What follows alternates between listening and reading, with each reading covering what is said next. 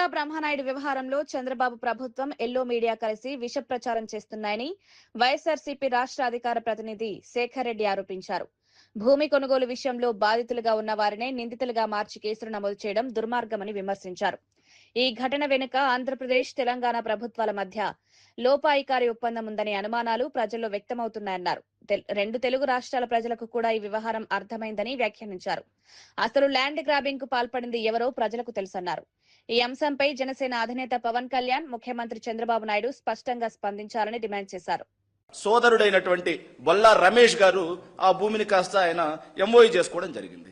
MoU చేసుకున్న తర్వాత ఏమైందిరా అంటే ఈ బొల్లా బ్రహ్మనాయుడు గారు కూడా దాంట్లోకి ఎంటర్ అయ్యి మధ్యలో మీడియేటర్ గా రాధాకృష్ణ అనే అతను ఉండడంతో ఆ రాధాకృష్ణ అనే అతను నేను సచివాలయంలో పనిచేయాలని, నాకు రెవెన్యూ రికార్డుల మీద మంచి అవగాహన ఉందని చెప్పి, రెవెన్యూ రికార్డులు మొత్తం రెగ్యులరైజ్ అవుతున్నాయని చెప్పేసి వీళ్ళకి మాయ మాటలు చెప్పి, కపట మాటలు చెప్పి వీళ్ళని ట్రాప్ లో దించారు.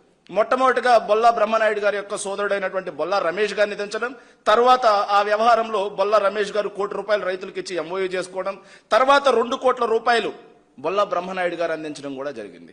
అందించిన తర్వాత సరిగ్గా అక్కడే మీడియేటర్ గా ఉన్నటువంటి రాధాకృష్ణ తన అవినీతి భాగోతానికి తెరలేపారు. ఆ అవినీతి భాగోతం ఏంటంటే అంటే మీ భూములు రెగ్యులరైజ్ అవుతున్నాయి, మీ మొత్తం కూడా భూభారతిలో చేరుస్తున్నాం, కాబట్టి మీరు ₹2 కోట్ల డబ్బు చెల్లించాలి అని చెప్పేసి బొల్లా బ్రహ్మనాయుడు గారి దగ్గర నుంచి మరో ₹2 కోట్ల డబ్బు తీసుకోవడమే కాకుండా రిజిస్ట్రేషన్ మేము చేయిస్తాము అని చెప్పేసి చాన్నాళ్లుగా